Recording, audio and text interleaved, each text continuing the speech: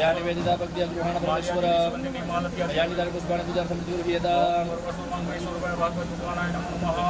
चंद्रमक्षम पुष्पम धूमज्योति निवेद्यम समर्पयामि। 5 मुख चमड़ों भाव को बफैदा पाता करके 5 मुख चमड़ ओम प्राणाय प्राणाय अपानाय व्यानाय उदानाय समानाय स्वाहा पानी भरें थलीदियो मध्य पानीय समर्पयामि उत्तरा समर्पयामि हस्त प्रक्षालन समर्पयामि मुख प्रक्षालन समर्पयामि करोद्वार से हाथ जोड़े पकड़ लगे करोद्वार से केवल नमस्कार फल तांबूलम हिरण्यकनक दक्षिणाम समर्पयामि।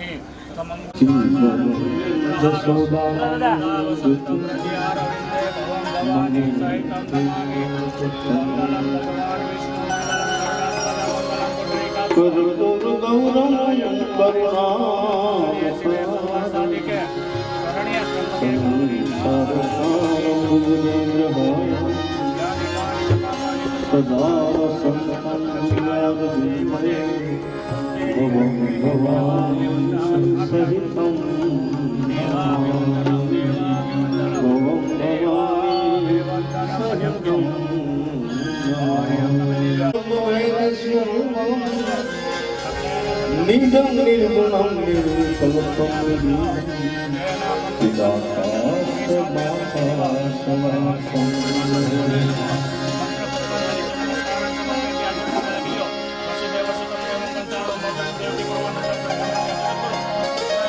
निराकार ओमकार मूलं तुरीयं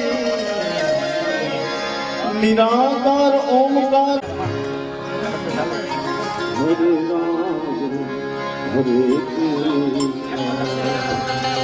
हरे राम हरे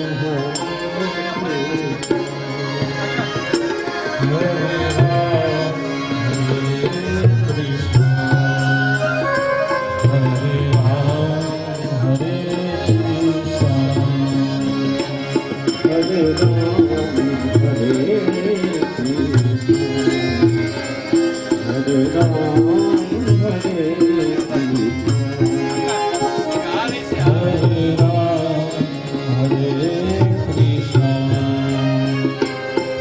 हरे राम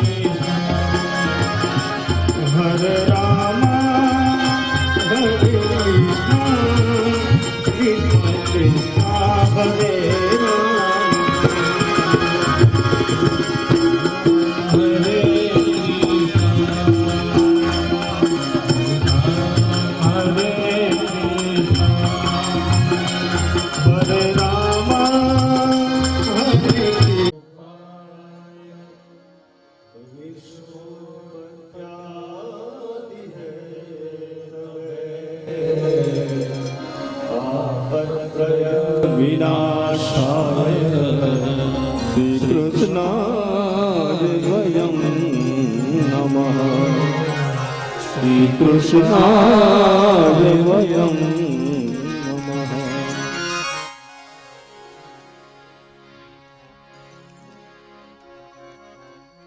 પરમ કૃપાળુ પરમાત્મા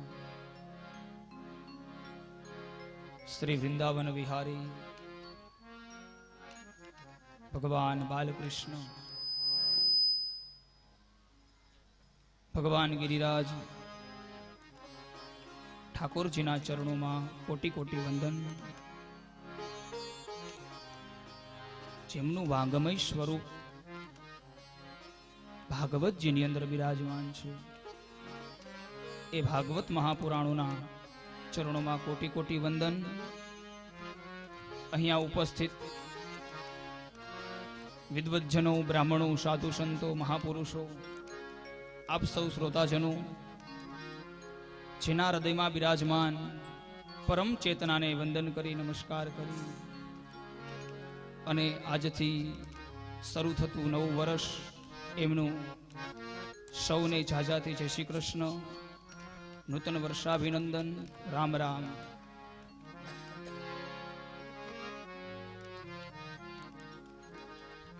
સૌ પ્રથમ પહેલા આનંદની વાત, આજે જે દિવસ છે એ દિવસ વિશે સૌ પ્રથમ તો આપણે આજના દિવસનું મહત્વ સમજી, જે દિવસે આપણે અત્યારે અહીંયા ઉપસ્થિત થયા છીએ આ દામનગર ભૂમિ ઉપર, આ દિવસ કયો છે?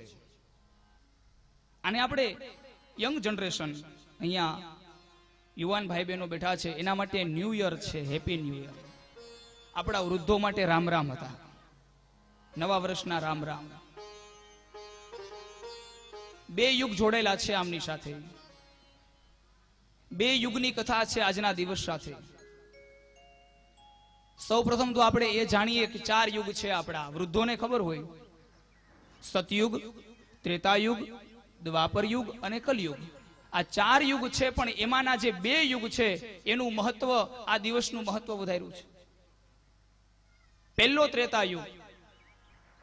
આપણે સૌ જાણીએ છીએ ભગવાન રામ જન્મા છે. ત્રેતાયુગની અંદર રામ પ્રગટ થયા છે, લંકાની ઉપર વિજય મેળવી, અને ભગવાન રામચંદ્રજી, સીતા મૈયા અને સાથે લક્ષ્મણજી અયોધ્યાની અંદર પધાર્યા છે.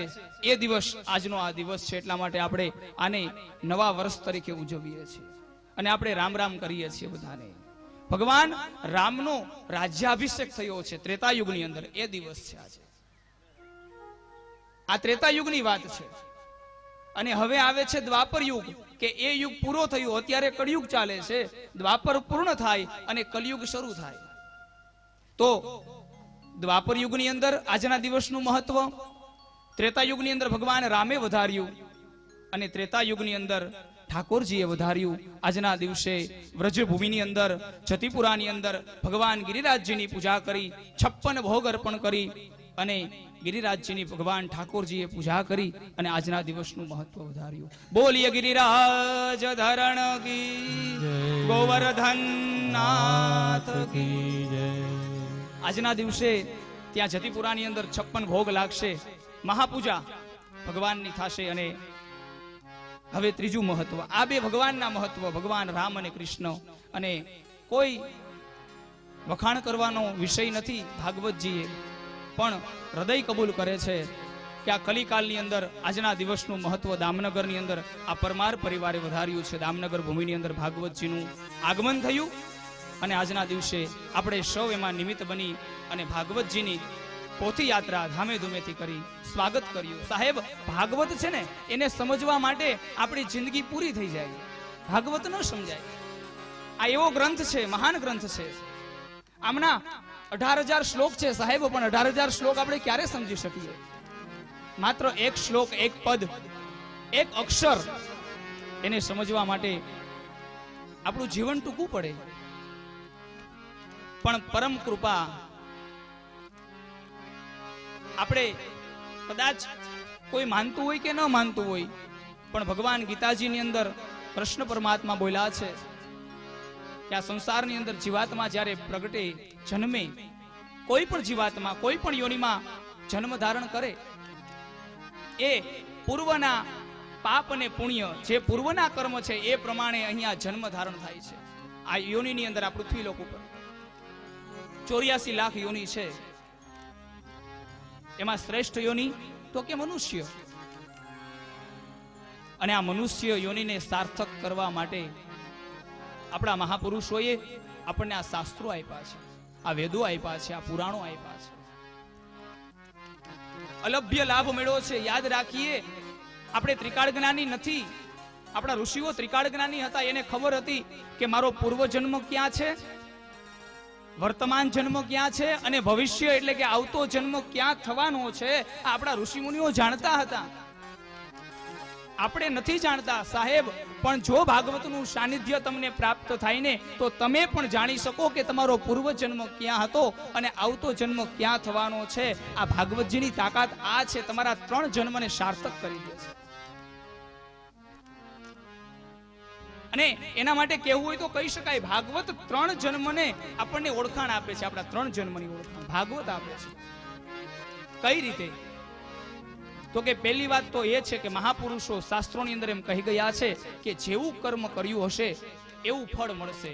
એનો અર્થ એ થયો કે આપણો પૂર્વ જન્મ જે યોનિમાં હોય એ ખબર નથી, પણ આપણા કર્મ હતા એ મહાન હતા, એટલા માટે આપણે મનુષ્ય યોનિમાં આવ્યા છે. આ એક નક્કી થઈ ગયું. બીજું, આપણા કર્મ સારા હતા એટલે મનુષ્ય બન્યા, અને એના કરતા પણ વધારે આપણા કર્મ કાંઈક સારા હતા એટલા માટે આપણને ભાગવતજીનું સાનિધ્ય પ્રાપ્ત થયું છે. અને હવે પૂર્વના કર્મને લઈને આપણે અહીંયા બેસી ગયા છીએ સાહેબ. 7 દિવસ સુધી આપણે કથા સાંભળવાની છે. તો આ 7 દિવસ કથા સાંભળીને શું કરવાનું છે? આપણા આવતા જન્મની ઓળખ કરવાની છે. આપણો આવતો જન્મ ક્યાં થશે? તો કે શ્રેષ્ઠ જગ્યાએ. કારણ કે ભગવાનની કથા, ભગવાનની ભક્તિ, કીર્તન, ધર્મના કર્મ, આ સેવાના કર્મ, આ મારું અને તમારો આવતો ભવ સુધારવા માટે છે. એટલા માટે આ 3 જન્મનું જ્ઞાન આપનાર કથા છે. અહીંયા બેસી ગયા છીએ. તમે વિચાર તો કરો, આ કલયુગ ચાલે છે અત્યારે સાહેબ. સમય નથી કોઈની પાસે, એક સેકન્ડનો સમય નથી. અને એમાંય મુંબઈ મહાનગર, જેની સાથે હું બહુ પરિચિત છું, આ શહેરની સાથે, એટલું બધું સ્પીડથી જીવન છે આ મુંબઈનું.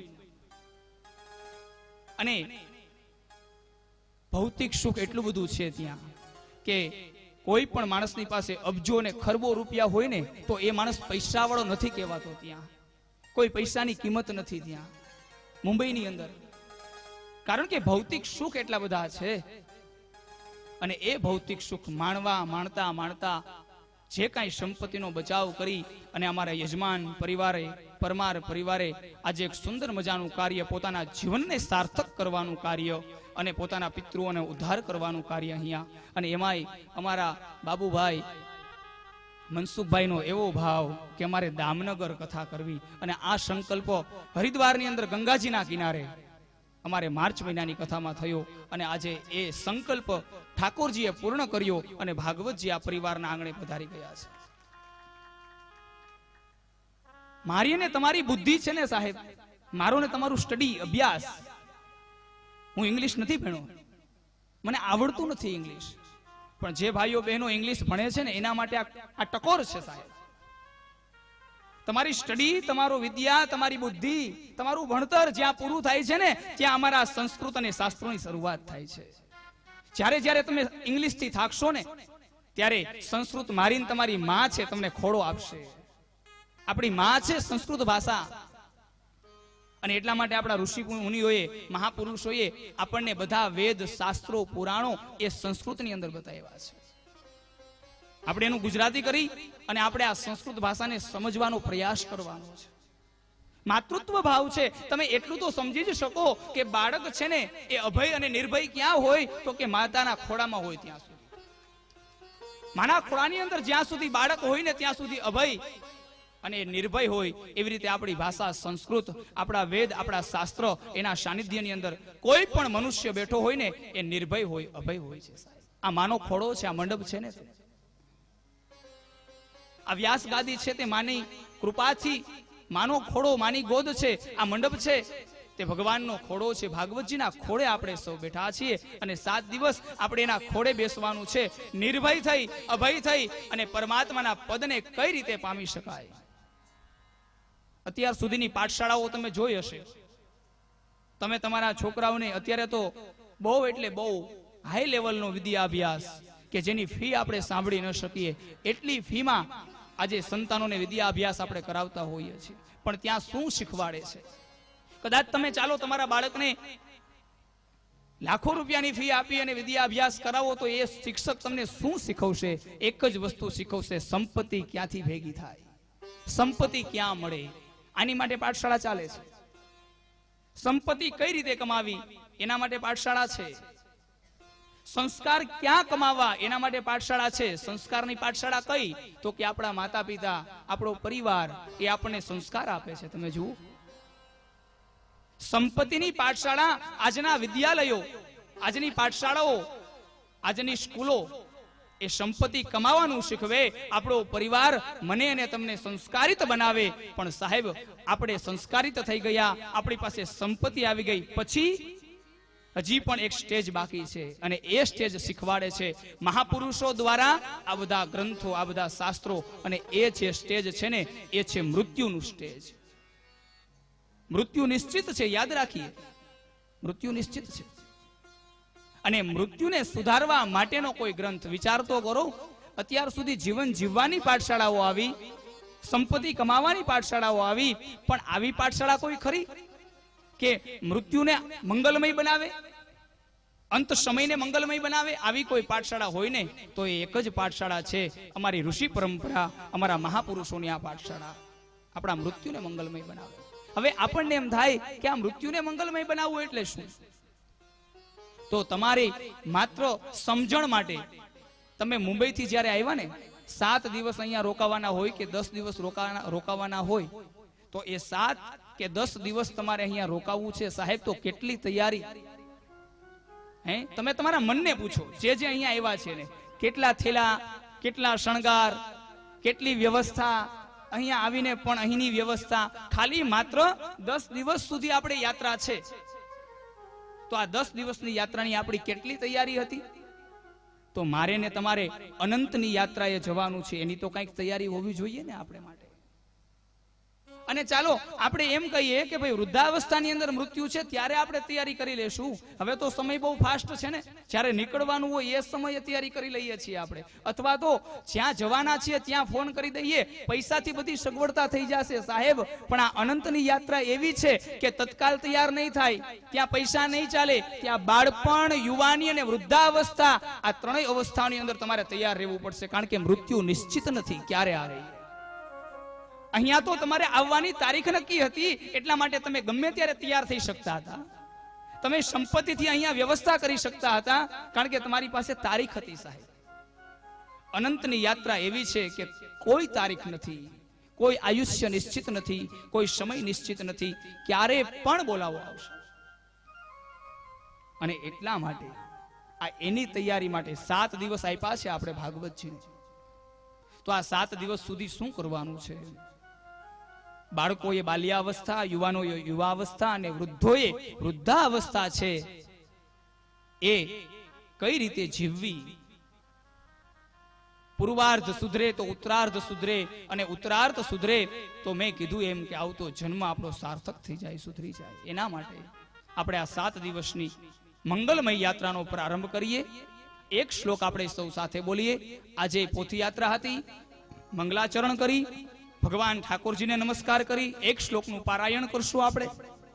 આપણે અહીંયાથી હું બોલાવીશ અને તમે બધા એ શ્લોક પાછળ બોલશો. સહેલો શ્લોક, બધાને આવડે એવો શ્લોક.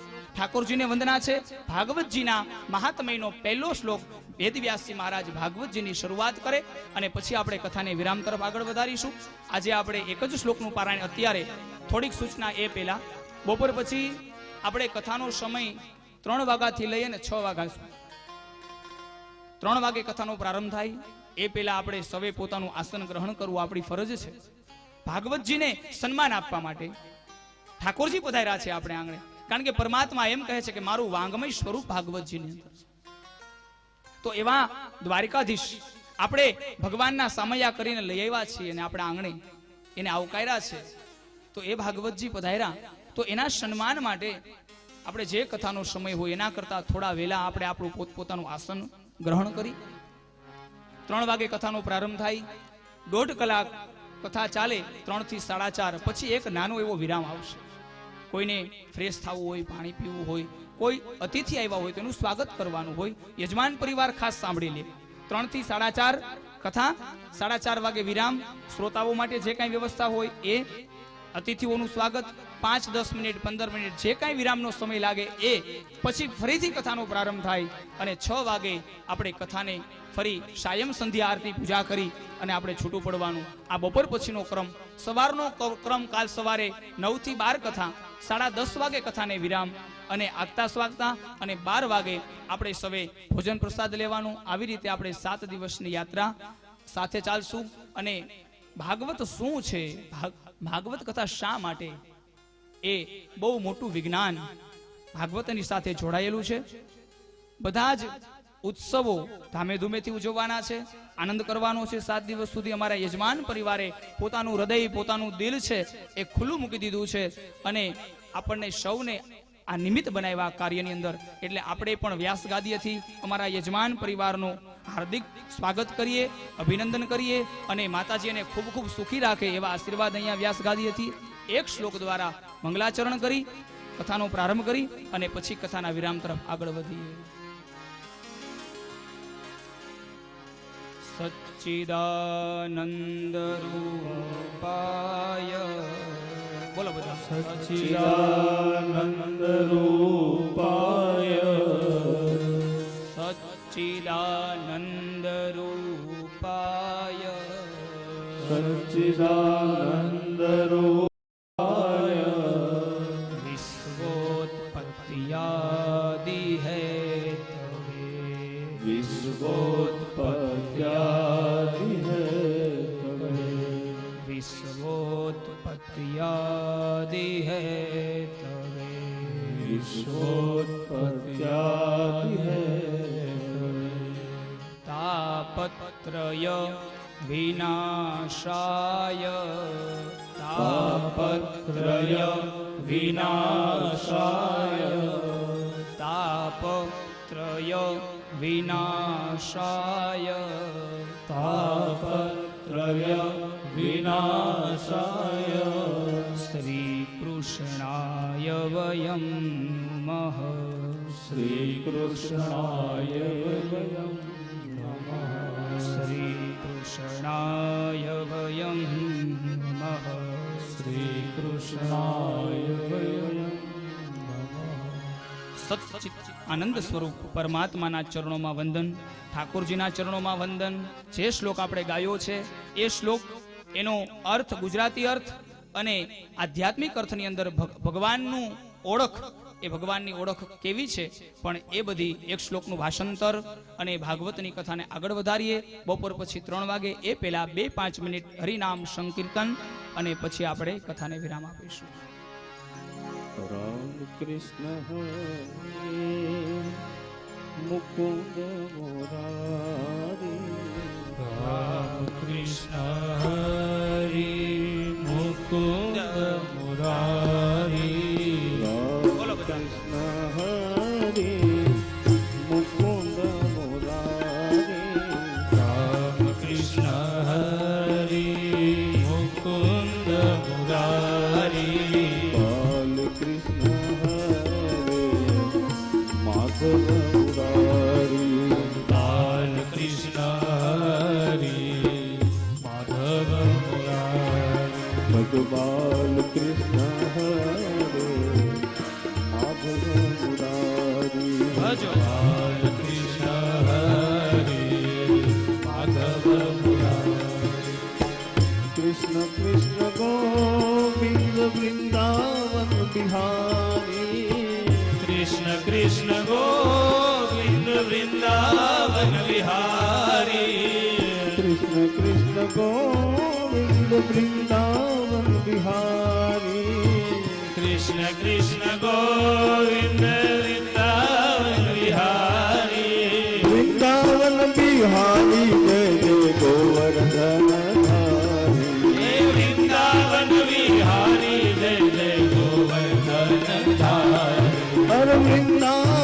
विहारी जय जय गोवर्धन धारी। वृंदावन विहारी जय जय गोवर्धन धारी।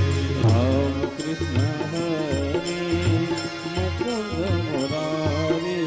राम कृष्ण हरे मुकुंद मुरारे। राम कृष्ण हरे मुकुंद मुरारी। राम कृष्ण हरे मुकुंद मुरारी। गोपाल कृष्ण हरे माधव मुरारी। भजपाल कृष्ण हरे माधव मुरारी। गोपाल कृष्ण हरे माधव मुरारी। भजपाल कृष्ण हरे माधव मुरारी। हरि बोल।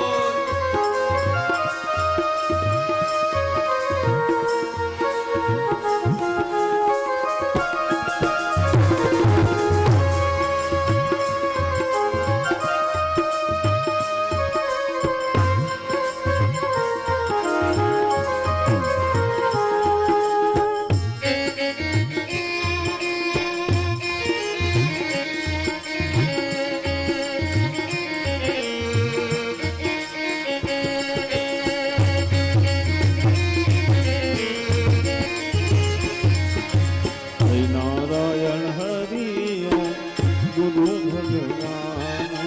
जय नारायण हरि ओम गुरु भगवान। जय नारायण हरि ओम गुरु भगवान। जय नारायण हरि ओम गुरु भगवान। सच्चिदानंद हो शिव कल्याण। सच्चिदानंद हो शिव कल्याण। हे सच्चिदानंद हो शिव कल्याण। सच्चिदानंद हो शिव कल्याण। हे राम कृष्ण हरे मुकुंद मुरारी। राम कृष्ण हरे मुकुंद मुरारे। राम कृष्ण हरे मुकुंद मुरारी। राम कृष्ण हरे मुकुंद मुरारे। बाल कृष्ण हरे माधव मुरारी। भजपाल कृष्ण हरे माधव मुरारे। माधव मुरारी। भज माधव मुरारे। बोलो गोवर्धन बोल गोवर्धन धारी। बोलो माधव मुरारी। बोल माधव मुरारे। बोलो गोवर्धन बोल गोवर्धन धारी। बाल कृष्ण लाल की जय। भागवत भगवान की जय। रामचंद्र भगवान की जय। हनुमान जी महाराज की जय। चामुंडा मात की जय। सुरापुरा दादानी जय। पितरो देवनी जय। उमापति महादेवनी जय। ओम नमः पार्वती पतये हर हर महादेव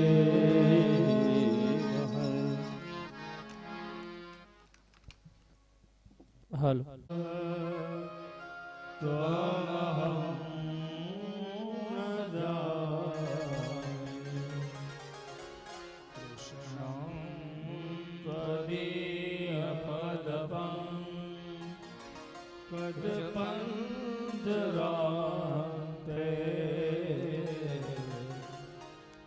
अतीयेव मे ईशतु मां नशराजहंस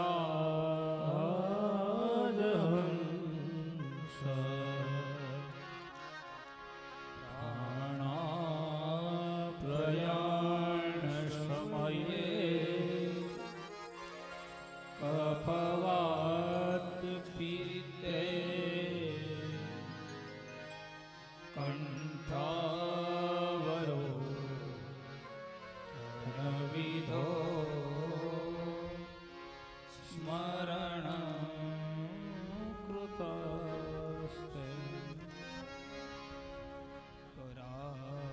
अरविन्दे न पदारविन्दम् मुखारविन्दे विनिवेशयन्तम् वटस्य पत्रस्य पुण्यश्रयानम् बालं मुकुन्दं मनसा स्मरामि श्रीकृष्ण गोविन्द हरे मुरारे हे नाथ नारायण वासुदेवा जिहवे पिबस्वा मृतमेतदेव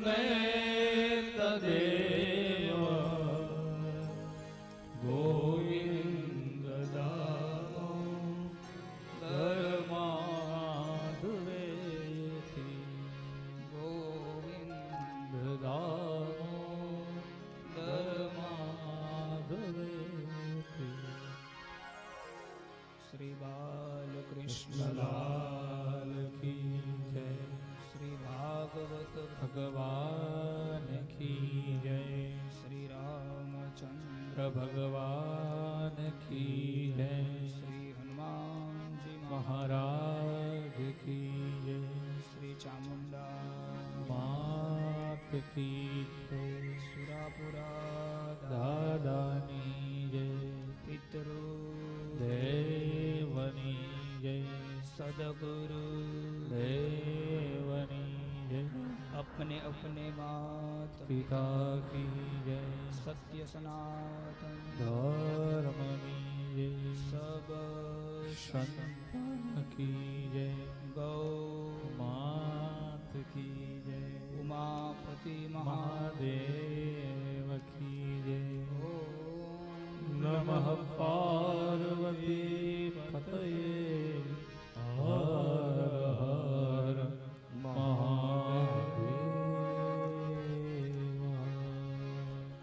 सीता दीना राम लीले राधा दीना श्याम हरदम धूम मचाओ रे। सीता जी ना राम लीले राधा जी ना श्याम हरदम धूम मचाओ रे। सीता दीना राम लीले राधा दीना श्याम हरदम धूम मचाओ रे। सीता जी ना राम लीले राधा जी ना श्याम हरदम धूम मचाओ रे। हरदम धूम मचाओ मारा हरदम धूम मचाओ मारवाला हरदम धूम मचाओ मारा हरदम धूम मचाओ मारवाला हरदम धूम मचाओ रे। हरदम धूम मचाओ रे। हरदम धूम मचाओ रे।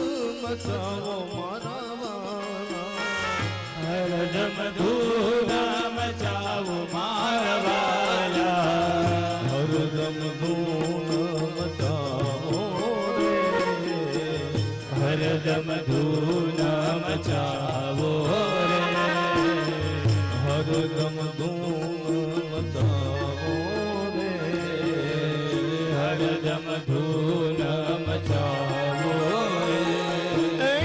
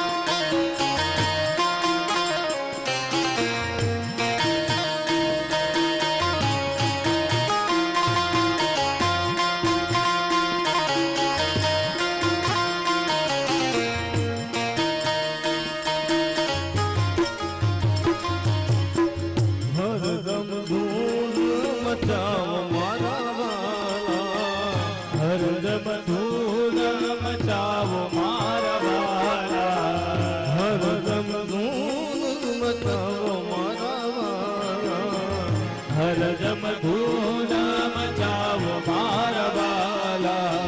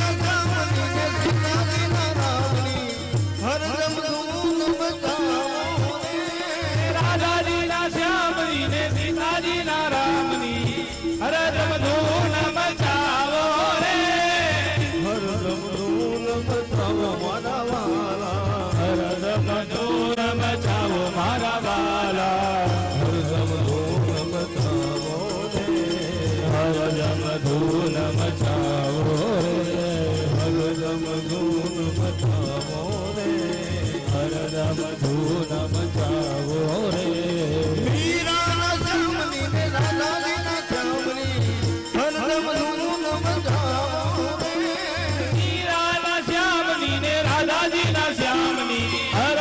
ધૂન મચાવો રે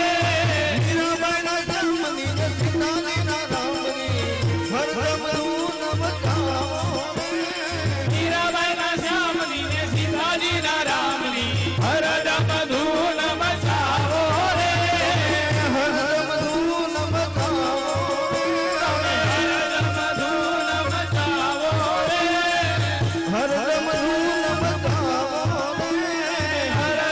ધૂન મચાવો કૃષ્ણ કનૈયા લાલ કી જય શ્રીમદ ભાગવતી કથા સદા સેવ્યા શ્રીમદ ભાગવતી કથા સદા સેવ્યા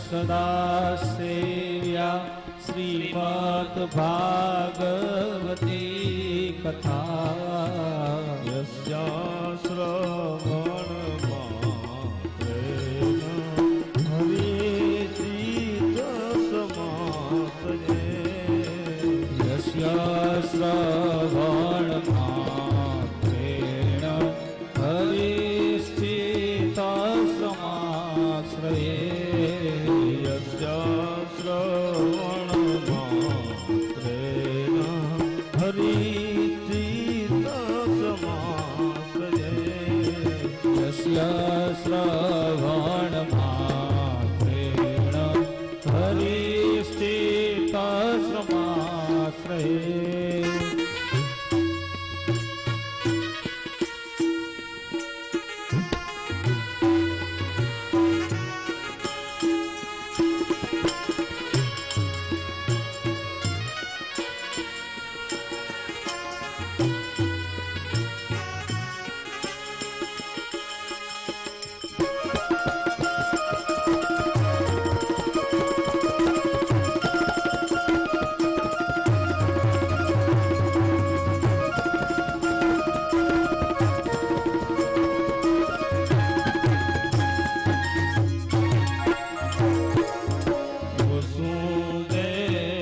વસુદેવસુતં દેવં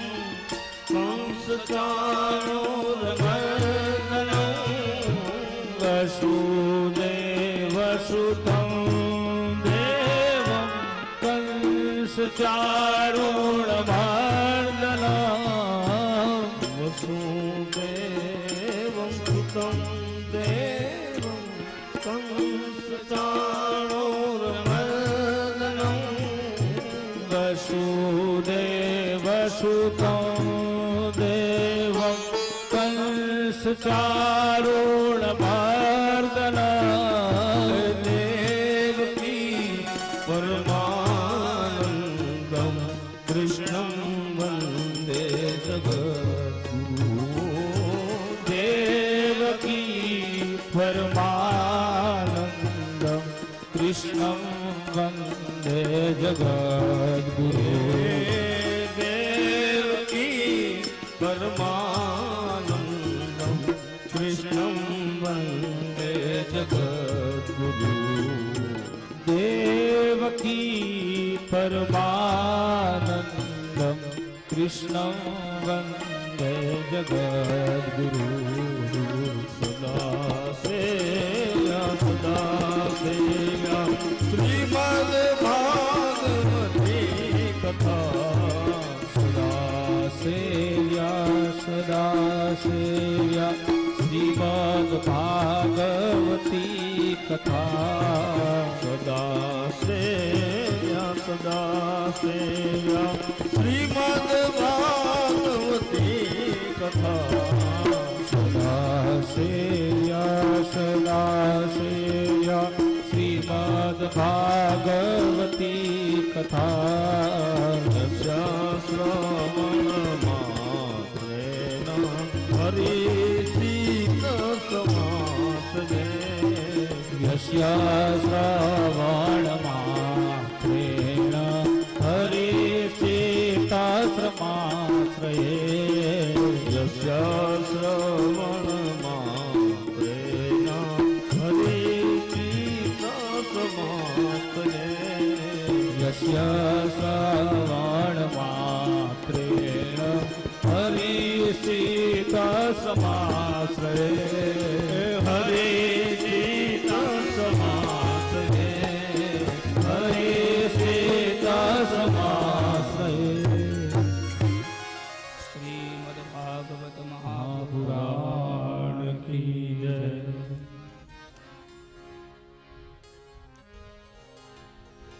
પરમ કૃપાળુ પરમાત્મા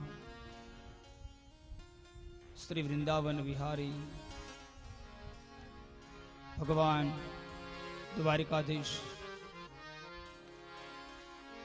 ભગવાન ઠાકોરજી જેમનું વાંગમય સ્વરૂપ ભાગવતજી છે એવા ભાગવતજીના ચરણોમાં કોટી કોટી વંદન.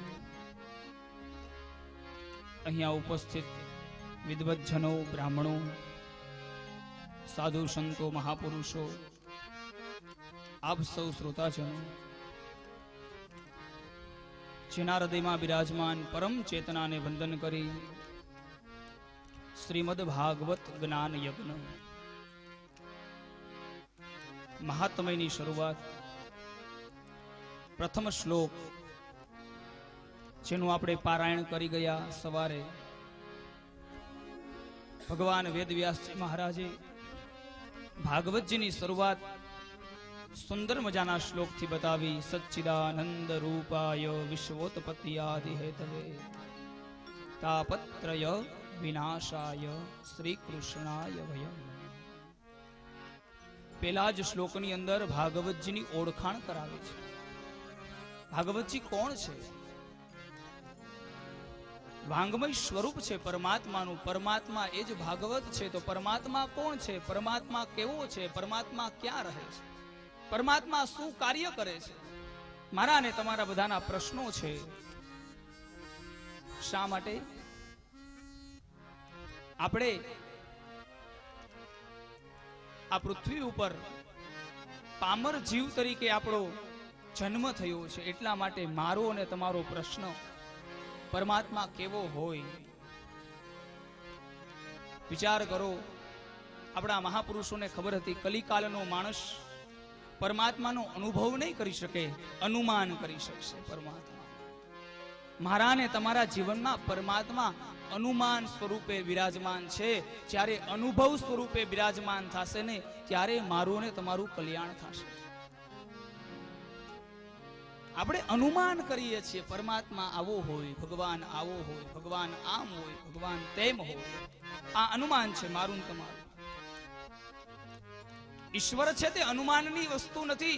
ઈશ્વર છે તે અનુભવની વસ્તુ છે. મારા ને તમારા જીવનમાં એવા કંઈક અનુભવ પરમાત્મા છે, ઈશ્વર છે, એના સિવાય કાંઈ નથી. આવો અનુભવ. પણ પ્રશ્નાર્થ ત્યાં છે સાહેબ, અનુભવ થઈ જાય છે પણ એ જ ક્ષણે આપણે એ અનુભવને વિસરી દઈએ છીએ, ભૂલી દઈએ છીએ. બાકી કોના જીવનમાં અનુભવ નથી કે પરમાત્મા છે? દરેકના જીવનમાં. કેવલ મનુષ્યના જીવનમાં નહીં, 84 લાખ યોની, 14 લોક બ્રહ્માંડ, એમના દરેક જીવાત્માઓ, મહાપુરુષો, ઋષિઓ, યોગીઓ, બ્રહ્માદિ દેવતાઓ. અરે દેવતાઓ તો ઠીક છે પણ દૈત્યો, અસુરો, જેના જીવનનો પણ અનુભવ છે પરમાત્મા છે સાહેબ, ઈશ્વર છે. અને એ પરમાત્માને મારે ને તમારે ગોતવો પડે છે ને, એ મારું ને તમારું અનુમાન છે. એનો અર્થ એ થયો પરમાત્મા છે નહીં. જે વસ્તુ નથી એને આપણે શોધવી પડે છે. શોધવું કોને પડે? જેની આપણને ખબર નથી, જેનો આપણને અનુભવ નથી, જે રસ્તા ઉપર આપણે ચાલ્યા નથી. એટલા માટે આપણે એ માર્ગ શોધવો પડે છે, એ માર્ગ પૂછવો પડે છે. એમ પરમાત્મા છે કે નહીં એ પ્રશ્નાર્થ છે ને, એટલા માટે મારા અને તમારા માટે આ ગ્રંથો છે જવાબ આપવા માટે. ઈશ્વર ક્યાં રહ્યો છે, ઈશ્વરની સાથે સીધું પહોંચવું હોય તો ક્યાં માર્ગેથી સરળ પડે, એના માટે આ ગ્રંથો છે.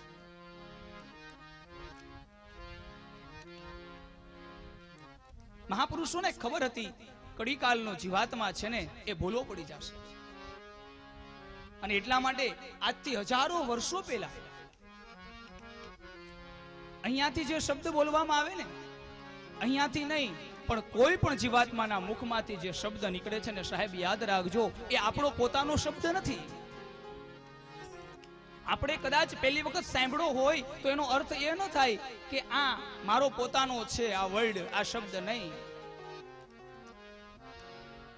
મહાપુરુષો, આપણા ઋષિઓ સ્વયં પરમાત્મા સ્વરૂપ એ જે કાંઈ બોલી ગયા ને એનું જ અનુકરણ આપણે સૌ કરતા હોઈએ છીએ.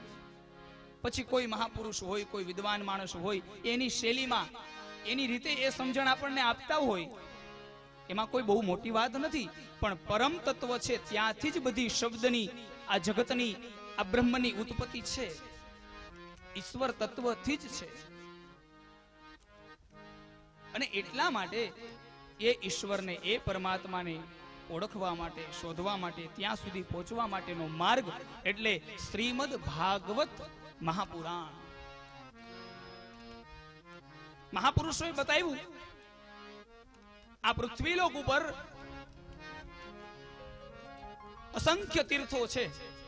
આપણે સૌ જાણીએ છીએ તીર્થોને, પણ એમાં કોઈ શ્રેષ્ઠમાં શ્રેષ્ઠ તીર્થ હોય ને તો આપણે એને ગંગાજી કહીએ છીએ. શ્રેષ્ઠમાં શ્રેષ્ઠ કોઈ નદી હોય ને તો એને ગંગાજી કહીએ છીએ. કારણ કે ગંગાજીમાં સ્નાન કરવાથી જીવાત્માના પાપમાંથી જીવાત્મા મુક્ત થાય છે. એટલું જ નહીં, એ ગંગાજીનું અવતરણ સૂર્યવંશના પિતૃઓ માટે થયું છે. એટલું જ નહીં, મારા ને તમારા પિતૃઓનો પણ ઉદ્ધાર માં ગંગાજી કરે છે. એટલા માટે શ્રેષ્ઠ તીર્થ કયું તો ગંગાજી, અને શ્રેષ્ઠ ગ્રંથ કયો તો કે શ્રીમદ ભાગવત મહાપુરાણ. બંનેને સમ્યક બતાવ્યા છે. તમે જુઓ અહીંયા ભાગવતની ઉપમા કેટલી છે સુંદર મજાની. ભાગવત શું છે?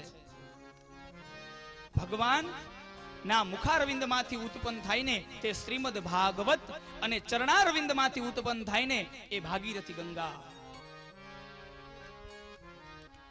બંનેનું કર્મ તમે જુઓ. એક મુખારવિંદ માંથી, પરમાત્માના મુખમાંથી ઉત્પન્ન થયા ભાગવત ભગવાન. સ્વયં પરમાત્મા બોલ્યા છે. જ્યારે આ સૃષ્ટિની ઉત્પત્તિ થતી હતી, જ્યારે કોઈ પણ જીવ ન હતો, ત્યારે પરમાત્મા નારાયણે બ્રહ્માજીને આ કથા સંભળાવી છે, જેને આપણે ચતુર્શ્લોકી ભાગવત કહીએ છીએ. અને ભાગીરથી ગંગા કે જ્યાં આપણે સ્નાન કરવા માટે જઈએ છીએ, એ ભગવાનના ચરણોમાંથી ઉત્પન્ન થયા છે. ભગવાન નારાયણના ચરણોમાંથી ઉત્પન્ન થયા છે. ભગવાન શિવજીની જટામાંથી ઉત્પન્ન થયા છે. અને બ્રહ્માજીના કમંડળમાંથી આ ગંગાજીની ઉત્પત્તિ બતાવી છે. પણ બંને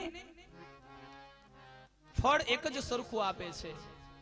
ત્યાં ગંગાજીમાં સ્નાન કરવાથી પિતૃઓને ગતિ મળે છે, આપણા પાપમાંથી આપણે મુક્ત થઈએ છીએ. અહીંયા ભાગવત રૂપી ગંગા છે, એમાં સ્નાન કરવાથી આપણા પિતૃઓને મુક્તિ મળે છે અને આપણો પણ ઉદ્ધાર થાય છે. આ બંને સરખી જ ગંગા છે.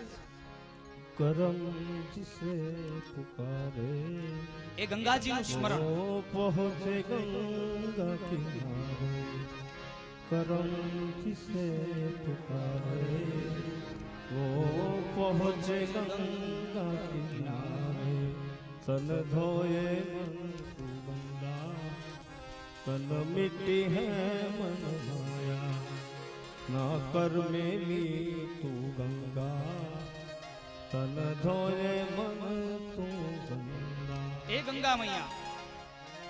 પણ બંને ગંગાજી એક જ છે. અહીંયા જ્ઞાન ગંગા છે, ભાગવત રૂપી જ્ઞાન ગંગા છે, અને તે ભાગીરથી ગંગા છે. બંનેના નામ અલગ છે, કર્મ એક જ છે, બંનેનો અર્થ એક જ છે. બંને ગંગા એવી છે કે જેનું પાન કરવાનું બતાવ્યું છે. અને એટલા માટે જ અહીંયા મંગલાચરણના શ્લોક તમે સાંભળતા હોય ત્યારે અમે દરરોજને માટે 2 શ્લોક બોલીએ છીએ. પહેલો શ્લોક મંગલાચરણનો, સદા સેવ્યા શ્રીમદ ભાગવતી કથા યસ્યા શ્રવણ માત્રેણ હરિશ્ચિત્તમ સમાશ્રયે. આ જ્ઞાન ગંગા કેવી છે તો કે સદા સેવ્યા. અર્થ એવો થયો કે દરરોજને માટે નવી છે, એટલા માટે આપણે એનું સેવન કરીએ છીએ, સદા સેવન કરીએ છીએ. અને ભાગીરથી ગંગા એ પણ નિત્ય નવી છે, એટલા માટે દરરોજને માટે આપણે ત્યાં સ્નાન કરવા જઈએ છીએ.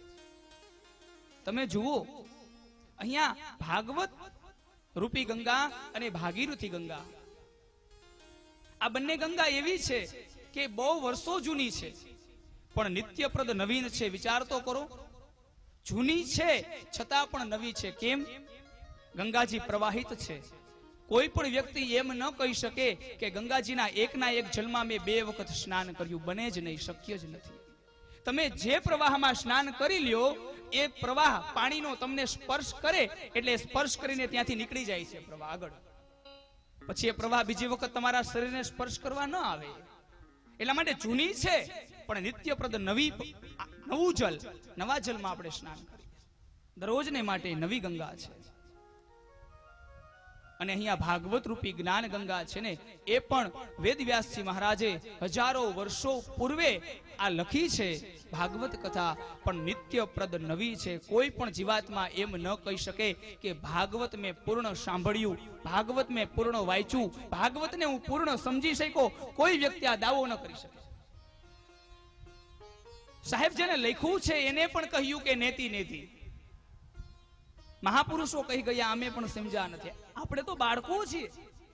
બાળક બની અને મેં સવારે કીધું એમ ભગવાનના ખોડામાં રમીએ છીએ આપણે. બસ આપણે રમવાનું કામ કરવાનું છે. કારણ માનો ખોડો છે ને મને અને તમને શાંતિ આપે છે. આ શાંતિ મેળવવા માટેનું સ્થાન છે સાહેબ, આ મંડપ છે. 7 દિવસની અંદર તમે એક અનુભવ કરશો કે અહીંયા પરમાત્મા છે. જ્યાં પરમાત્મા છે ત્યાં સત્ય છે, જ્યાં પરમાત્મા છે ત્યાં જ્ઞાન છે, જ્યાં પરમાત્મા છે ત્યાં વૈરાગ્ય છે, જ્યાં પરમાત્મા છે ત્યાં ભક્તિ છે, જ્યાં પરમાત્મા છે ત્યાં વિવેક છે. અને આ ભક્તિ, જ્ઞાન, વૈરાગ્ય અને વિવેકને પ્રાપ્ત કરાવતી આ કથા છે.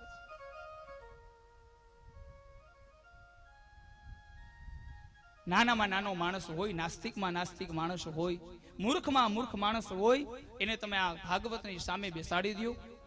એનામાં પણ જ્ઞાન પ્રગટે, એનામાં પણ ભક્તિ પ્રગટે, એનામાં પણ વિવેક પ્રગટે. એને એમ થાય કે હું કંઈક સારું કામ કરું મારા જીવનમાં. આ પ્રભાવ કોઈ જીવાત્માનો નથી સાહેબ, કોઈ મનુષ્યનો આ પ્રભાવ નથી. આ પ્રભાવ છે આ પોથીજીનો, જેની અંદર ભગવાન સ્વયં બાલકૃષ્ણ ઠાકોરજી બિરાજમાન છે. અહીંયા જ્યારે દ્વાપર યુગની પૂર્ણાહુતિ થતી હતી, દ્વાપર યુગ પૂર્ણ થતો હતો, ભગવાન જ્યારે સ્વધામ જવાની તૈયારી કરતા હતા, ત્યારે પરમાત્મા ભગવાન કૃષ્ણ દ્વારકાધીશની પાસે એક જ વ્યક્તિ હતા હાજર. એનું નામ છે ઉદ્ધવ. હે ઉદ્ધવ, અંત સમય છે મારો, મારે સ્વધામ જવાનો સમય થયો અને હવે કળિયુગ આવશે. 4 યુગ પૂર્ણ થાય, આ યુગનો નિયમ છે. ત્રેતા પૂર્ણ થાય, દ્વાપર આવે ને દ્વાપર પૂર્ણ થાય એટલે કલિકાલ ચાલુ થાય. ત્યારે ઉદ્ધવનો પ્રશ્ન છે કે હે બાપજી, હે પરમાત્મા, હે ભગવાન, તમે તો સ્વધામ જાઓ છો, પણ હવે આ કળિયુગ આવશે અને આ કળિયુગની અંદર અમારે કોનું માર્ગદર્શન લેવું? અમારા માર્ગદર્શક કોણ? અમારા ભગવાન કોણ? અમારા પરમાત્મા કોણ? કારણ કે દ્વાપરની અંદર કાંઈક પ્રશ્ન હતો, અમને કાંઈ પ્રશ્ન મૂંઝવતો હતો તો અમે તમારી પાસે આવતા અને તમે અમને કોઈ પણ માર્ગ બતાવતા. ત્રેતાયુગની અંદર જ્યારે ઋષિ મુનિઓને ચિંતા થઈ ત્યારે ભગવાન રામ બનીને આવ્યા, દ્વાપરની અંદર ભગવાન કૃષ્ણ બનીને આવ્યા. પણ હવે આ કળિયુગની અંદર ઉદ્ધારક કોણ? અમારો ઉદ્ધારક. કારણ કે દરેક જીવાત્માના મનની અંદર અનેક પ્રશ્નો છે અને છે, આપણા દરેકના હૃદયની અંદર પ્રશ્ન છે. તો આ પ્રશ્નનું સમાધાન કઈ રીતે? સંસારને લગતા પ્રશ્નો, બિઝનેસને લગતા પ્રશ્નો, સંપત્તિને લગતા પ્રશ્નો, વ્યવહારને લગતા પ્રશ્નો, સમાજને લગતા પ્રશ્નો, મારા ને તમારા જીવનમાં સવારથી સાંજ સુધી અનેક પ્રશ્નો છે. અને એમાંય પરમાત્મા પ્રત્યેનો પ્રશ્ન, ધર્મ પ્રત્યેનો પ્રશ્ન, શાસ્ત્ર પ્રત્યેનો પ્રશ્ન, આ દરેક પ્રશ્ન એનું નિરાકરણ કોણ કરશે? દુર્યોધનનો પ્રશ્ન હતો, પાંડવોનો પ્રશ્ન હતો, કૌરવોનો પ્રશ્ન હતો. એ પ્રશ્નનો માર્ગ ભગવાન કૃષ્ણ તમે આપ્યો. અને અહીંયા હવે કલિકાલ ચાલી રહ્યો છે, તો આ કલિકાલની અંદર આ જીવાત્મા જે છે એના પ્રશ્નનો જવાબ કોણ આપશે? ત્યારે ભગવાન દ્વારકાધીશ ભગવાન કૃષ્ણ અંત સમયે ઉદ્ધવજીને કહે છે કે ઉદ્ધવ, કળીકાળની અંદર દરેક પ્રશ્નનો જવાબ છે ને એ હું જ આપીશ. ભગવાન પોતે જ કહે છે કે હું પોતે જ આપીશ. પણ કઈ સ્વરૂપે? તો કે ત્રેતાની અંદર રામ સ્વરૂપે, દ્વાપરની અંદર કૃષ્ણ સ્વરૂપે અને કળિયુગની અંદર ભાગવત સ્વરૂપે. મારું પૂર્ણ તેજ ઉદ્ધવ હું ભાગવતજીને આપું છું. જે જીવાત્મા ભાગવતની સાનિધ્યની અંદર બેસશે, ભાગવત કથા સાંભળશે, ભાગવતની કથા શ્રવણ કરશે, વાંચશે, તો એના દરેક પ્રશ્નનો જવાબ ભાગવતમાંથી પ્રાપ્ત થશે. 7 દિવસમાં તમારે કોઈ પ્રશ્ન કરવો નહીં પડે અમને કે અમારા જીવનનો આ પ્રશ્ન છે. આ અમારો અનુભવ છે સાહેબ. અમારી દરેક કથાનો અનુભવ છે કે 7મે દિવસે તમે એમ કહેશો કે અમે જે પ્રશ્ન મારા હૃદયમાં હતો ને એનો જવાબ શાસ્ત્રીજી તમે વ્યાસ ગાદીએથી આપ્યો. અમને કેમ ખબર? અમે કઈ ભગવાન નથી, અમારી કોઈ તાકાત નથી, પણ પરમાત્મા મધ્યસ્થ છે ને એટલા માટે તમારા પ્રશ્નોના જવાબ ભાગવત આપે છે, કોઈ મનુષ્ય નથી આપતો. તમારા દરેક પ્રશ્નનો જવાબ અહીંથી પ્રાપ્ત થશે. પણ એના માટે એક શરત છે, મારે અને તમારે ભાગવતમય બનવું પડશે, ત્યારે આપણા દરેક પ્રશ્નનો જવાબ મળશે. આ અનુભવ છે, અનુમાન નથી. મારા ને તમારા જીવનની અંદર થયેલો અનુભવ છે, આપણા ઋષિમુનિઓએ કરેલો અનુભવ છે. વૈજ્ઞાનિક હોય ને એ કોઈ પણ પ્રયોગ કરે ને તો એ પેલા પોતે અનુભવે એ પ્રયોગને, એ પછી જ એ પ્રયોગને સમાજને આપે, પેલા પોતે અનુભવ કરે. એ મહાપુરુષોએ આ શાસ્ત્રો, આ વેદ, આ પુરાણો એમાં જે લખ્યું છે ને એ પોતે અનુભવ્યું છે ને પછી લખ્યું છે, એમને એમ નથી લખી નાખ્યું. અને એટલા માટે આ નિત્યપ્રદ ભાગવત રૂપી જ્ઞાન ગંગા નવી છે, કાયમ માટે. દરરોજને માટે નવી ગંગા છે. તફાવત છે, ભાગીરથી ગંગામાં સ્નાન કરવું છે. ભાગીરથી ગંગા એમાં સ્નાન કરવાથી તન પવિત્ર થાય, મન પવિત્ર થાય અને ધન પવિત્ર થાય છે. અહીંયા જ્ઞાન ગંગાનું શ્રવણ કરવાથી આપણું તન, મન અને ધન પવિત્ર થાય છે. એટલું જ નહીં, ભાગવત રૂપી ગંગા છે એનું પાન કરવા માટે મુખની જરૂર પડે. મુખેથી ગંગા જલ પીવું પડે. યમુના જલ પાન કરવું છે આપણે તો મુખનો ઉપયોગ કરવો પડે. જ્યારે આ શ્રીમદ ભાગવત રૂપી જ્ઞાન ગંગા છે એનું પાન કરવા માટે આપણા કર્ણની જરૂર છે, આપણા કાનથી આ રસને પીવાનો. અને એટલા માટે વેદવ્યાસજી મહારાજ અહીંયા બીજા શ્લોકની અંદર બતાવે છે, ભાગવતની અંદર પહેલો શ્લોક સમજી ગયા. સચ્ચિદાનંદ રૂપાય વિશ્વોત્પત્તિયાદિ હેતવે તાપત્રય વિનાશાય શ્રી કૃષ્ણાય વયમ નમઃ. પરમાત્મા સત્ય સ્વરૂપે, પરમાત્મા ચિત્ત સ્વરૂપે, પરમાત્મા આનંદ સ્વરૂપે આ વિશ્વની ઉત્પત્તિ જ્યારે કાંઈ ન હતું ત્યારે ભગવાન હતા, બધું છે ત્યારે ભગવાન છે. અને કાલ સવારે આપણે નહીં હોય તો એ પરમાત્મા હશે. આદિ મધ્ય ને અંત આવા પરમાત્મા વિશ્વોત્પત્તિયાદિ હેતવે, પરમાત્મા જગતની ઉત્પત્તિ કરનાર છે, જગતનું રક્ષણ કરનાર છે, જગતનો સંહાર કરનાર છે. આવા પરમાત્માને વંદન છે. તાપત્રય વિનાશાય, તો કે ભગવાનને નમસ્કાર કરવાથી શું પ્રાપ્ત થાય? તો કે 3 તાપમાંથી મુક્તિ પ્રાપ્ત થાય. તાપત્રય, તાપ 3. કયા 3 તાપ? આધિદૈવિક, આધિભૌતિક અને આધ્યાત્મિક. જેને આપણે કહીએ છીએ આધિ, વ્યાધિ અને ઉપાધિ. આ 3 તાપ છે મારા અને તમારા જીવનમાં. આધિ કોને કેવી? આધિ નામનું દુઃખ કોને કેવું? મારા અને તમારા જીવનમાં, બધાના જીવનમાં બનતું જ હોય છે. જે ભાગવતમાં લખ્યું છે ને, આધિ નામનું દુઃખ એ છે વસ્તુનો અભાવ. આ આધિ નામનું દુઃખ છે, વસ્તુનો અભાવ. મારી પાસે આ વસ્તુ નથી, આ દુઃખ છે મારા અને તમારા જીવનમાં. એ આધિ નામનું દુઃખ છે. મારી પાસે રહેવા માટે મકાન નથી, મારી પાસે ફરવા માટે ગાડી નથી. આ આપણે આધિ નામનું દુઃખ છે. અથવા તો મારા દાંપત્ય જીવનમાં, મારા સંસારમાં સંતાનનું સુખ નથી, મારે ત્યાં સંતાન નથી. આ નથી, જે વસ્તુ નથી, જેનું અસ્તિત્વ નથી, એનું આપણને દુઃખ છે. એ આધિ નામનું દુઃખ છે. બીજા દુઃખનું નામ છે વ્યાધિ. વ્યાધિ નામનું દુઃખ એટલે શું? તો કે મારા અને તમારા જીવનની અંદર આ પરમાત્માએ શરીર તો મનુષ્યનું આપ્યું છે, પણ આ મનુષ્ય શરીર છે એ સશક્ત નથી, નિરોગી નથી. કાંઈક રોગ છે આ શરીરની અંદર. એની દવા લેવાથી, ઓપરેશન કરાવવાથી આપણને કાંઈ ફરક નથી પડતો. અને શરીરનું દુઃખ એ મારી અને તમારી વ્યાધિના નામનું દુઃખ છે. આ વ્યાધિ રૂપી દુઃખ છે. વસ્તુના અભાવે થયેલું દુઃખ આધિ છે, શરીરનું દુઃખ એ વ્યાધિ છે. અને ત્રીજું દુઃખનું નામ છે ઉપાધિ. છે છતાં સંતોષ નથી, આ ઉપાધિ છે. મોટા મોટું દુઃખ ઉપાધિ છે, છતાં સંતોષ નથી. ગાડી છે પણ ચાલતી નથી, એનાથી સંતોષ નથી. મકાન છે પણ એમાં રહી શકાતું નથી, રાત્રે ઊંઘ નથી આવતી. આ આપણી ઉપાધિ છે મોટામાં મોટી. સંતાન છે પણ કહ્યામાં નથી, આ મોટામાં મોટી ઉપાધિ છે. આપણું કયું કરતા નથી આપણા સંતાન. આ 3 દુઃખ સાહેબ મારા અને તમારા દરેકના જીવનના. તો ભગવાનને નમસ્કાર કરવાથી, ભગવાનની કથા શ્રવણ કરવાથી શું પ્રાપ્ત થશે? તો કે આદિ નામનું દુઃખ, વ્યાધિ નામનું દુઃખ અને ઉપાધિ નામનું દુઃખ છે પરમાત્મા હરી લેશે અને પરમાત્માના ચરણની આપણને પ્રાપ્તિ થશે. આ સંસારનું તમામ સુખ એ પરમાત્માના ચરણોમાં છે. એ પરમાત્માના ચરણોને ઓળખવાની વાત અહીંયા ભાગવતમાં છે. પણ એ ભાગવત મારે અને તમારે શ્રવણ કરવાનું છે કાનેથી.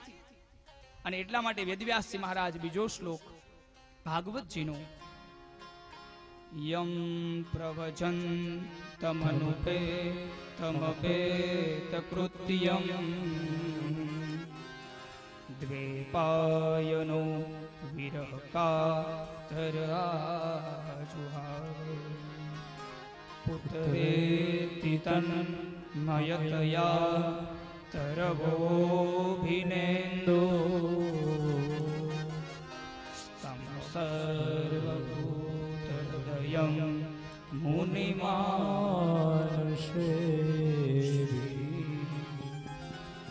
યમ પ્રવજન તમનુપેત કૃત્યમ દ્વૈપાયનો વિરહ કાતર આજુહાવ.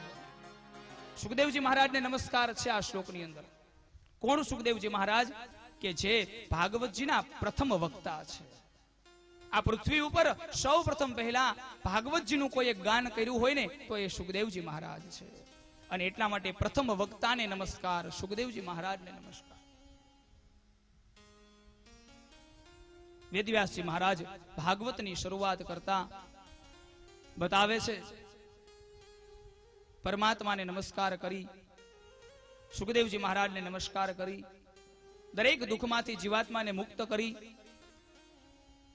અને બહારના જે આદિવ્યાધિ નામના દુઃખ છે એમાંથી આપણને મુક્ત કરી અને અહીંયા જે આસન ઉપર આપણે બેઠા છીએ એ આસન ઉપર આપણને નિર્ભય બનાવે, આપણું મન એકાગ્ર કરે. અહીંયા પરમાત્માનું મંગલાચરણ તમે જુઓ. મંગલાચરણ પરમાત્માનો શ્લોક એટલા માટે બોલવામાં આવે કે અહીંયા આપણે બેઠા હોય તો આપણું મન છે, આપણે સમજી શકીએ છીએ કે આપણું મન સ્થિર નથી, આપણું મન ચંચળ છે. અને એટલા માટે આપણે અહીંયા બેઠા હોય તો આપણું મન છે એ ક્યાંક બીજે હોય તો આપણને કથા સમજાય નહીં. ભલે ને આપણે શરીરથી અહીંયા બેઠા છીએ પણ મનથી અહીંયા નથી તો આપણને કથા નથી સમજાવવાની. એટલા માટે શરીરથી તો આપણે બેસી શકીએ પણ મનથી કોણ બેસાડી રાખે? તો કે અહીંયા જે શ્લોક બોલાય છે, જે મંગલાચરણો થાય છે, એ મંગલાચરણો, એ કીર્તન, એ શ્લોક મને અને તમને મનથી અહીંયા સ્થિર કરે છે. અને મનથી અહીંયા આપણે સ્થિર થઈ જાય એટલે આપણું મંગલાચરણ થઈ જાય, મંગલ આચરણ બને આપણું, એટલે પરમાત્માની કથા શ્રવણ કરવાના આપણે અધિકારી બનીએ છીએ. આ પરમાત્માની કથા શ્રવણ કરવાનો અધિકાર આપણને પ્રાપ્ત થાય અને ત્યારે આપણે પરમાત્માના ચરણોમાં બેસી જાય એટલે દરેક દુઃખમાંથી મુક્ત થાય અને સુખની પ્રાપ્તિ, આનંદની પ્રાપ્તિ અહીંયા ભાગવત કથા આપણને કરાવે છે. આપણા મહાપુરુષો એ ભાગવતની અંદર લખે છે. નૈમિષારણ્ય નામનું વન બતાવ્યું છે અને આ નૈમિષારણ્ય નામના વનની અંદર સૂતજી 88,000 ઋષિઓને શ્રીમદ ભાગવતની કથા બતાવે છે. સૂતજીનો પ્રશ્ન છે, અહીંયા તમે જુઓ, પ્રશ્ન બહુ મહત્વના છે. ભાગવતના પ્રશ્ન બહુ મહત્વના છે. શાસ્ત્રોના તમારા જીવનની અંદર એવો પ્રશ્ન ઉદ્ભવે કે જેનાથી આપણું કલ્યાણ થાય, આપણા સમાજનું કલ્યાણ થાય, આપણા દેશનું કલ્યાણ થાય, આપણા વિશ્વનું કલ્યાણ થાય. આપણા ઋષિ મુનિઓએ આ કામ કર્યું છે. એના હૃદયની અંદર જે પ્રશ્ન ઉદ્ભવ્યા ને એમાંથી આપણું બધાનું કલ્યાણ થયું. સૌનકાદિક ઋષિઓએ પ્રશ્ન પૂછ્યો છે. કેવો પ્રશ્ન હતો? એક શ્લોકની અંદર આપણે જાણીએ છીએ આ શ્લોકને. એમની અંદર પૂછાયેલો પ્રશ્ન, ભાગવતની શરૂઆત, નૈમિષારણ્ય નામનું વન, 88,000 ઋષિઓ વતી શૌનક મહારાજ સૂતજીને પૂછે છે. શૌનક ઉવાચ ભક્તિ જ્ઞાન વિરાગાપ્તો વિવેકો વર્ધતે માયા મોહ નિરાસશ્ચ વૈષ્ણવે ક્રિયતે જ્ઞાન વિરાગ આપતો એવો પ્રશ્ન છે શૌનક મહારાજનો કે હે સુતજી, તમે 18 પુરાણોને જાણનારા છો, તો હવે અમને એ જવાબ આપો કે આ કલિકાલની અંદર ભક્તિ કેમ વધે? બહુ શ્રેષ્ઠ પ્રશ્ન, યાદ રાખજો. એક એક શબ્દ અહીંથી સમજવાનો છે, કારણ કે મહાપુરુષોની ભાષા એવી ગૂઢ છે કે આપણને સમજાશે નહીં. પહેલો જ પ્રશ્ન, ભક્તિ કેમ વધે? તો એનો જવાબ તો મારી ને તમારી પાસે છે જ સામાન્ય, કે હે મહારાજ, દરરોજ સવારમાં અમે માતાજીને દીવાબત્તી કરીએ છીએ, દરરોજ સાંજે અમે ભગવાનને નમીએ છીએ. કોઈ એમ કહેતા હોય કે અમે 5 માળા કરીએ છીએ, કોઈ એમ કહેતા હોય અમે હનુમાન ચાલીસનો પાઠ કરીએ છીએ, કોઈ એમ કહેતા હોય કે અમે સવાર સાંજ 2 ટાઈમ મંદિરે દર્શન કરવા માટે જઈએ છીએ. તો આ કળિયુગની ભક્તિ તો છે, છતાં પણ આ શૌનક મહારાજે આવો પ્રશ્ન કેમ પૂછ્યો કે કળિયુગમાં ભક્તિ કેમ વધે? તો આપણે જે કરીએ છીએ અત્યારે, આપણે આ કરીએ છીએ, આ ભક્તિ જ છે. છતાં પણ કઈ ભક્તિ? શૌનક મહારાજ કંઈક બીજી ભક્તિ વિશે વાત કરે છે. આપણી ભક્તિ કઈ? મને તમને કોઈ પૂછવામાં આવે કે ભક્તિ શું છે, તો આપણે એમ કહીએ કે ભગવાનનું નામ લેવું, ભગવાનનું કામ કરવું, ભગવાનનું સ્મરણ કરવું, આ ભક્તિ છે. અથવા તો સેવા કરવી. ચાલો, કોઈને ભગવાનનું નામ લેવું નથી, ભક્તિના 9 પ્રકાર આગળ ભાગવતમાં આવશે, અને એમાંની એક ભક્તિ સેવા ભક્તિ.